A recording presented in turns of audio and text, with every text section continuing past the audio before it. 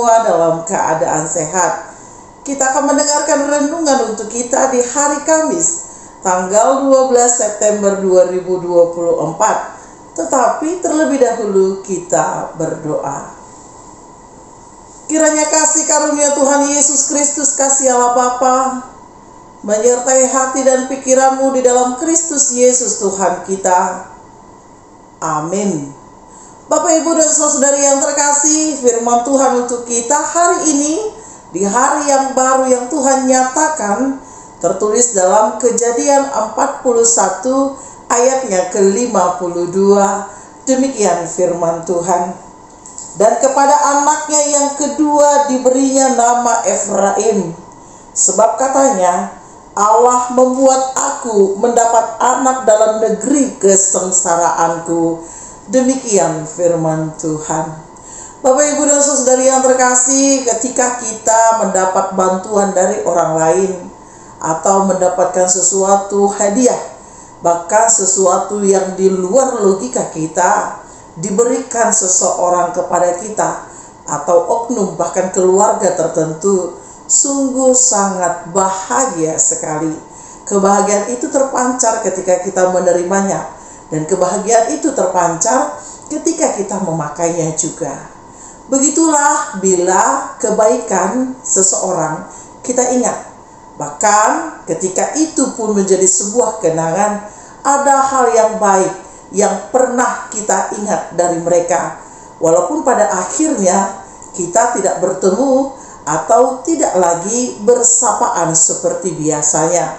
Itu sebabnya perlu kita mengingat kebaikan orang lain daripada keburukannya.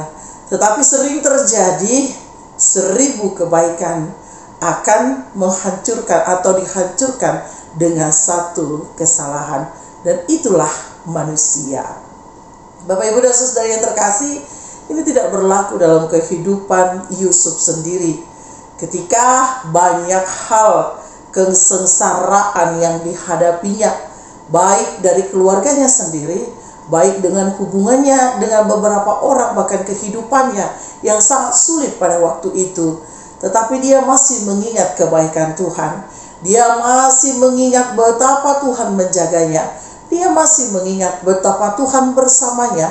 Dan dia masih mengingat bahwa Tuhan selalu dan berkenan untuk menolongnya. Ini terlihat ketika dia berada dalam negeri buangan, di mana pada waktu itu Tuhan menganugerahkan kepadanya seorang anak yang akhirnya disebut sebagai Efraim. Allah memberikan kepadaku di waktu dan di negeri kesengsaraan. Di sini dia mampu mengucap syukur atas kebaikan Allah, bahwa bertubi-tubi masalah, bertubi-tubi pergumulan yang dihadapi oleh Yusuf sendiri, tetapi dia tidak pernah meninggalkan Tuhannya. Justru berkat baru dia dapatkan melalui keturunannya. Banyak hal yang membuat kita terpesona oleh kebaikan Allah. Banyak hal yang membuat kita kagum oleh karena penyertaan Allah. Dia, Sang Maha Penguasa kita, ternyata tidak pernah membiarkan kita terlalu lama hidup di dalam pergumulan itu. Tidak terlalu lama hidup dalam ujian-ujian kehidupan itu, sehingga pada akhirnya kita dibuat untuk menang, merasakan kebaikan Allah di dalam penderitaan. Bagaimana sih kita berbahagia di dalam penderitaan? Itulah yang dirasakan oleh Yusuf sendiri, bahwa penderitaan tidak selamanya, akan diganti oleh berkat-berkat baru, bahkan berkat keturunan. Bapak, Ibu, dan saudari yang terkasih, kita perlu mengingat kebaikan Allah di balik banyaknya ujian. Kita perlu mengingat kebaikan Allah yang menolong kita sampai hari ini. Kita perlu mengingat kebaikan Allah karena Dia telah terlebih dahulu berbuat baik kepada kita. Kalau kita hitung, cukup banyak yang Tuhan berikan untuk kita. Walaupun di sela-sela kebaikan, Tuhan juga membiarkan ada kesulitan. Tuhan juga membiarkan adanya ujian. Supaya apa? Supaya kita semakin mengenal Dia, bahwa Dia ada dalam setiap musim kehidupan kita, di air mata, di senyuman, di segala sakit penyakit, bahkan ketika kita sehat sekalipun, kebaikan Allah menyertai kita. Walaupun sering sekali kita sampai tidak mampu lagi menghadapinya karena begitu sulitnya ujian yang dihadapi oleh kita. Tetapi ketika kita menghadapinya bersama dengan Tuhan, ada kekuatan baru, dan itulah kebaikan Tuhan di dalam kesulitan kehidupan kita. Bapak, Ibu, dan saudari yang terkasih, mari kita merasakan seperti yang dilakukan oleh Yusuf. Banyak penderitaan yang dia rasakan oleh karena keluarga, banyak yang dia rasakan karena orang-orang di sekitarnya, tetapi dia tidak pernah kalah terhadap ujian itu. Bersama dengan Allah, dia menangkan itu. Bahwa Tuhan menunjukkan mukjizatnya ketika perihnya, dukanya, hal yang harus dihadapi.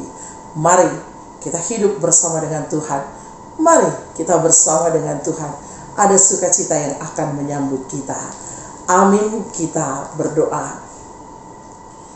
Ya Allah yang terkasih, terpujilah nama-Mu untuk segala kasih karunia yang Kau berikan sampai hari ini Tuhan, di mana Tuhan memberkati dan melindungi kami. Bahkan di hari yang baru ini Tuhan, sebelum kami melakukan aktivitas kami, ajarkan kami bertekun mencari Allah. Ajarkan kami untuk merenungkan setiap kebaikan Tuhan. Walaupun banyak tantangan, rintangan, bahkan pergumulan yang membuat kami tidak mampu untuk melihat kebaikan Allah itu. Tetapi kuatkan kami Tuhan. Sempurnakan kasih-Mu yang selalu menghibur kami.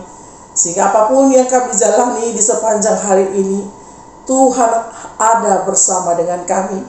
Ajari kami melalui hikmat dan kebijaksanaan, sehingga kami mampu melihat bahwa Tuhanlah sumber dari kekuatan kami.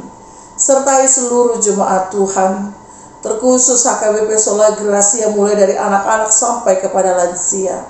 Di dalam setiap kegiatan dan setiap hal yang akan dilakukan, Tuhan berkati. Jumpakan mereka dengan orang-orang yang berkenan untuk menolong, dan bantu kami Tuhan untuk menolong orang lain, seperti Tuhan memberikan kasih-Mu dan kebaikan-Mu kepada kami. Inilah hidup kami Tuhan. Di dalam Kristus kami berdoa dan mengucap syukur. Amin.